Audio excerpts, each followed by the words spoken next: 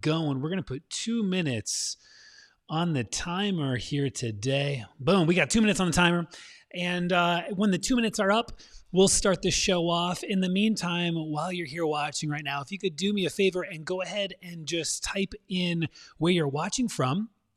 And if you're new to me, to what I'm up to here in the photography community, let me know. Let me know if you've just caught me maybe for the first time here in the Mastermind Group. If you're new to the community there, maybe you caught me on Clubhouse, Instagram, wherever it is, wherever you heard me from the podcast, let me know so I can just thank you for being here. Otherwise, if you're watching the replay, let me know with a little replay comment. Let me pull comments up right now as I bring that up. And we're going to get into today's topic of conversation. Let's see who is here and who is watching. I often talk about positioning, and a lot of times people get confused. Like, what do you mean positioning? I'm going to talk a little bit more about positioning today. And the two questions that you got to be asking yourself. There's two really important questions for you to be checking in on that will make a really big difference in the way that your clients perceive you, and it's going to dramatically increase your bookings, especially increase your bookings at higher price points. All right. So coming in from work in Texas, Ben in his little at-home rainforest. That's right. I got my shrubbery. Hey, Stephen, thank you for joining me today. Really appreciate that. Okay, fantastic. Let me know. There's a few more of you watching right now. I'd love to know where you're watching from. It's always fun to kind of get a little bit of an understanding of where the audience kind of reaches here. 20 seconds, and we'll start things off today. I'm wearing head-to-toe green. I don't know why. I woke up today and everything that I grabbed, it was completely random. Everything I grabbed was just head to toe green. And then I did top it off intentionally with a little bit of this, like it's like a turquoise. It's a turquoise, but it's a green, little green hat. I'm feeling the March vibes here. St. Patrick's Day. All right, you guys. Let's get going. Let's start this show off. Welcome. My name is Ben Hartley. I'm in this community Tuesday, Wednesday, Thursday, 3 p.m. EST for coaching for you guys. We're going to talk about positioning today, brand positioning, and the two questions you must ask yourself to make sure that you're properly positioned in your client's mind. And when you ask yourself these questions and you create solutions to the questions, it's not only going to dramatically increase your booking rate, but more importantly, it's going to increase the price point, your average value per customer that you have. Because listen, y'all could get a ton of bookings at measly prices. I'm not interested in getting y'all a ton of bookings at measly prices. I want y'all to get a ton of bookings that are bringing in $5K plus. All right, that's the angle here. And that will not happen unless you answer these two positioning questions. And so, I will do a little bit of work here to define positioning, and then I'm going to unpack the questions to ask. Today's video may be a little bit shorter because it's going to be really direct, and I'm going to have you guys do a bit of the work by answering these questions for yourself. A few housekeeping things. Number one is I tend to swear in these videos, and so if you have small little ones around you, if you just want to toss them outside, it's pretty warm in Ohio. You could the front door is less safe than the back door typically. If you put them at the back door, there's usually some grass out there, and that'll be fine. They're really resilient. I've got 3 of them just poof, poof, out the door. Okay, so the second thing is that I do free workshops in this group as well. I love my kids. And I love your kids. All right, so I do free workshops in this community, and the next free workshop is going to be next Thursday, not this Thursday, next Thursday at 3 p.m. EST, and it's going to be a workshop on overcoming the limiting beliefs. So it's going to be a mindset workshop of really focusing in on what's between your two ears here and how those beliefs are either helping or hindering you. And I coach enough photographers, and I've been one long enough for the last 10 years to know how often I get in my own way. And so again, next Thursday, 3 p.m. EST, I'm going to do a full workshop on how to overcome those limiting beliefs and really get a handle on things. A handle on things like how to push through, like how to push through and how to also stay mentally healthy. I think a lot of times as solopreneurs, as creatives, mental health is something that a lot of times just gets away from us. We hit the midnight oil. We have to wear all these hats, and we give ourselves so little grace. I want to have a conversation on how to maintain even just our mental health as photographers, as business owners. Yeah. Okay, cool. I'm reading some of the comments here. That's awesome. Okay, next up is if you guys are wanting a little bit more one-on-one attention from me, I started a Clubhouse club. It's called Ben Hartley's Coaching over on Clubhouse. And every Monday through Friday, every weekday, I'm going to be in at 10 a.m. EST doing 30 minutes of Q&A. And so if you've gone through my Booked Solid course and you're wanting a little bit more Q&A attention, if you've listened to the live videos here in the group and there's something that you want to really wrestle with me on, dig in and ask more questions, in the morning, 10 a.m. EST over on Clubhouse, you can join. It's a Ben Hartley's Coaching Club, and I will be doing 30-minute Q&As each day. And so make sure that you find me on Clubhouse, just Ben Hartley right there, and then you follow the club or join the club. So that way you can do a little Q&A with me in the mornings. I just did the first one today, and I thought it went incredible. It was really fun to get a chance to just listen to you guys, bring you up on stage, hear your questions, and try to provide the best answers as I can. I also want to acknowledge, I don't believe that I have the answer to everything, but I have a pretty strong opinions based off my experiences. But if I don't, then I will go ahead and I'll pass you on. I'll refer you on to someone who I think could serve you even better, right? I don't think I'm the expert at all things. And so if there's questions that you ask during Clubhouse, I'll make sure to either answer the best of my abilities, but also refer you on to someone else who could even provide a solid answer as well. Okay, I'm really liking this light that I'm getting today. Okay, you guys. Well, with that all being said, thank you for being here. Let's talk about positioning your brand. So there's this thing I want to talk about called the positioning flip. When you understand the positioning flip, it's going to increase your bookings and it's going to increase the average value per client. Okay. And so brand positioning, let's talk about defining this first. Your positioning, your brand positioning is how a client perceives you. How a client perceives you, your offer, your service, your product relative to all the other solutions that are out there. So your brand positioning is how you're positioned in the client's mind relative to the competition, relative to every other photographer. So if you're a newborn photographer, you want to get a hold of your positioning. How are you positioning your brand as a newborn photographer to your client relative to all the other newborn photographers that are out there? A good example for this would be, I was planning a trip just before the pandemic hit in 2019. Is that right? Yeah, 2019. I was planning a trip to Disney World. It was my very first trip to Disney World. I've never been. Like personally, myself, we never did vacations growing up. I was homeschooled. We just stayed at home. For some of you listening right now, you're like, it makes sense. I see this now.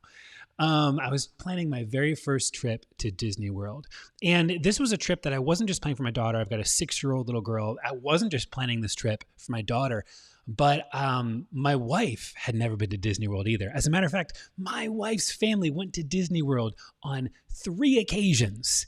And every single time something had occurred that Leslie couldn't go, like anything from their school events going on to like her getting like a really bad flu and having to stay home, like really sad stuff. So my wife has never been to Disney World.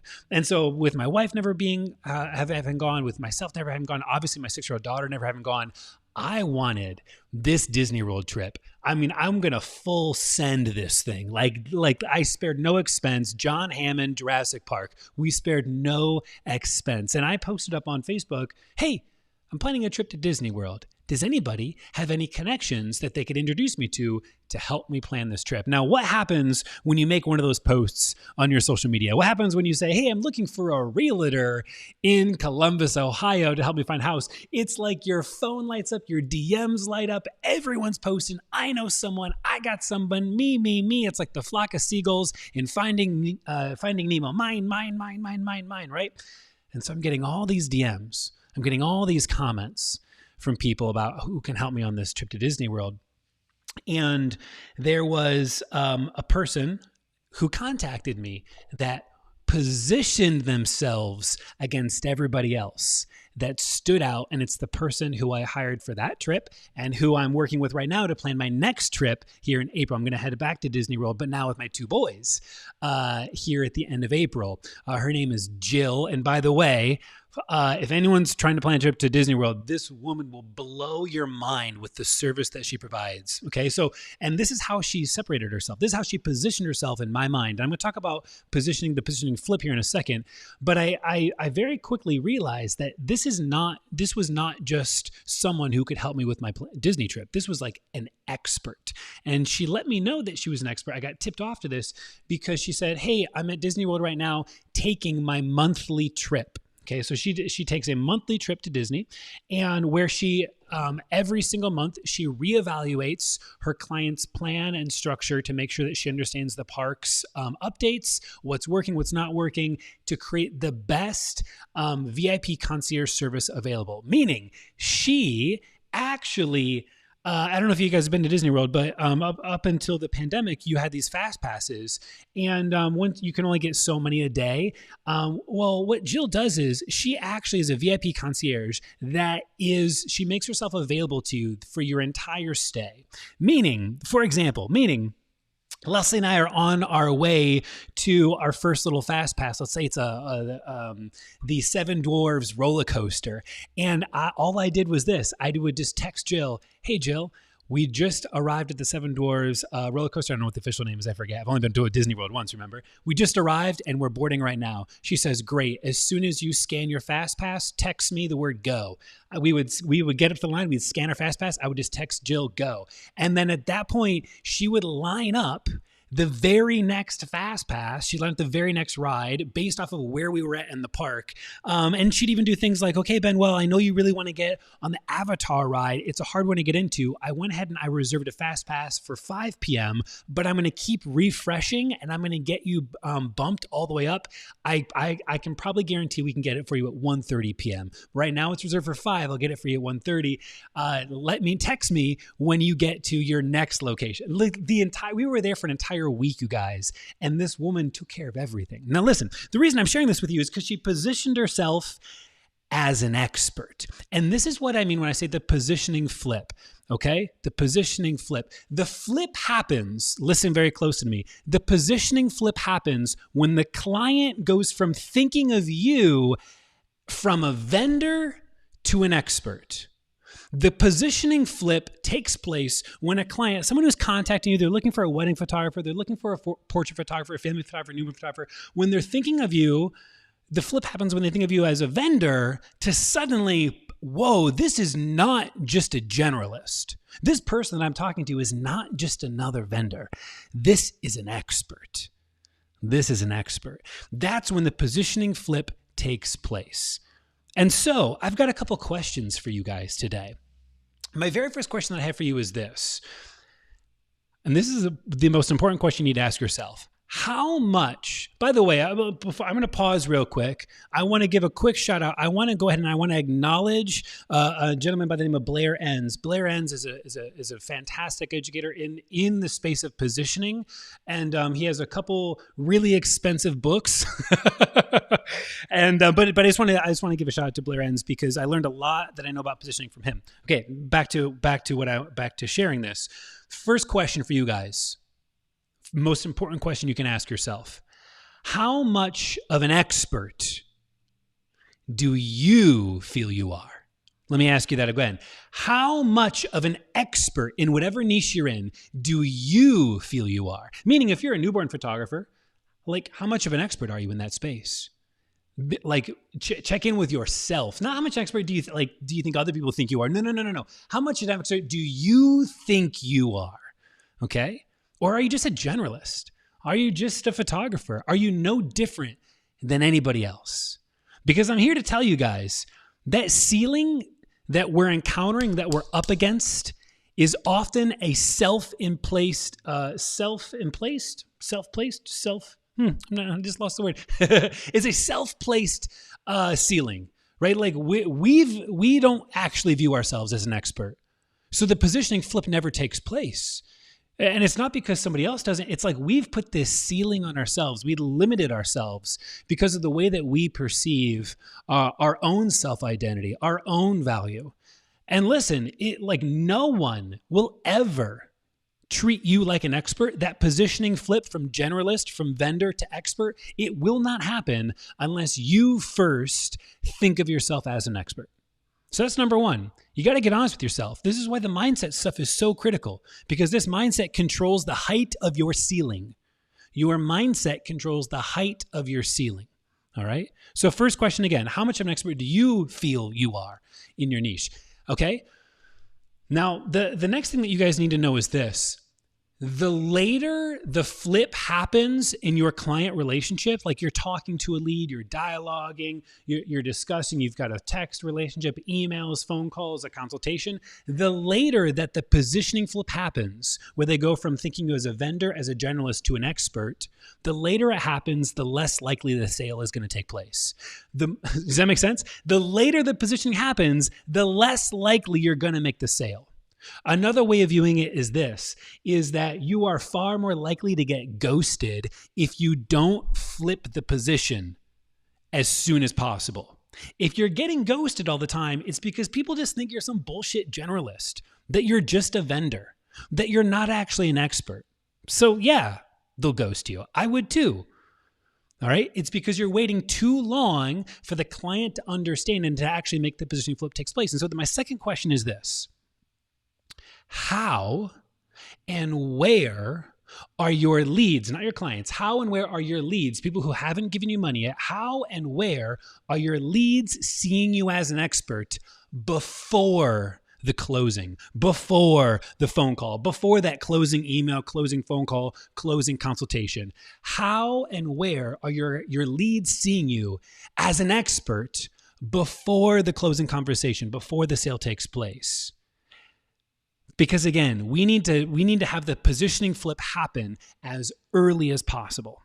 Those are my two questions for you guys, my friends. How much of an expert do you feel you are? First question. Second question is, how and where do your leads actually perceive you as an expert? Where's that flip happening before they even contact you? If you take ownership over that, this is how you're going to get more bookings, and you're going to get more bookings at a higher price point. Let me see what you guys are saying in the comments, and then I'm going to go ahead and peace out. It's a beautiful day here in Ohio. It's like practically 70 degrees. It is my date night with my wife. I am taking her out to the Pearl restaurant, but we're going to go on a walk on a bridge before that. And it's going to be romantic AF. Okay. So I'm going to take off work a little early, go spend some time with my wife. Okay, good. Let me listen. This is what I want to see right here. I know my shit. Yes. Amen. That's awesome. All right.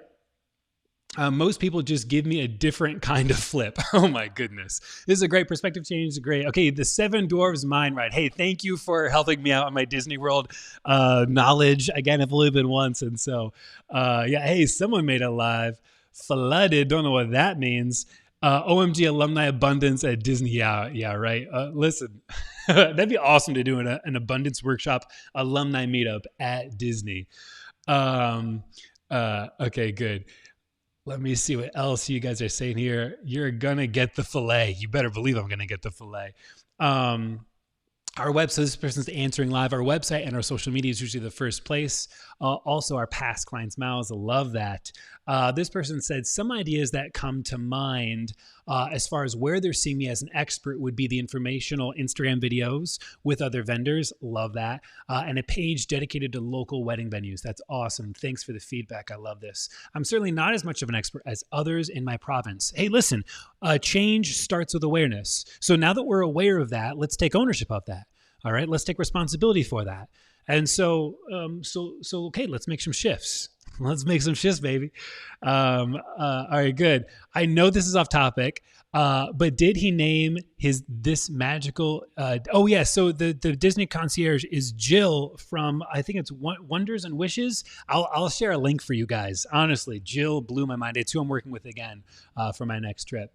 I showcase my knowledge and position myself as the expert nearly. Oh, I don't showcase my knowledge and position myself nearly enough. Okay. Again, change starts with awareness. Let's acknowledge that. Not much of a wedding expert at all. In my honest opinion, I know how to work my camera, but that's about it. Listen, maybe that's enough. Well, not just to work the camera, but maybe it's enough to position yourself as an expert in the technical side of things, in how you're going to deliver better than I could or anybody else could. All right. I feel like I'm a pretty big expert in weddings, but I feel like you're going to tell me I'm wrong. No, I won't tell you you're wrong. Listen, the ceiling isn't imposed by me. I'm just some asshole over here in Ohio trying to help you guys out. The ceiling is not imposed by me. The ceiling is imposed by you. So you've got to ask yourself, how much do I perceive myself to be an expert?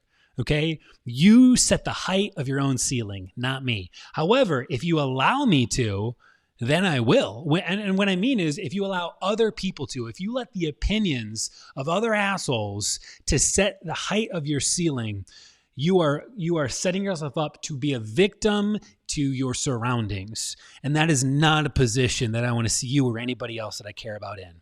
Okay? You're in charge of the height of your own ceiling. All right, you guys. Listen, I appreciate you. Thanks for hanging out with me. Thanks for spending some time. I'll be live again tomorrow, 3 p.m. EST here in the Mastermind Group to coach you guys. Otherwise, if you want to do a little Q&A with me Monday through Friday on Clubhouse, 10 a.m., I will be there. I'll share the link to the Clubhouse room a little bit later this afternoon. If you just search for Ben Hartley's coaching, you should find the club, and you should find the event over on Clubhouse. So tomorrow, 10 a.m. EST, a little Q&A I'll do for about 30 minutes. Thanks, you guys. Appreciate you. Until then, I tip my beanie to you. Bye, everybody.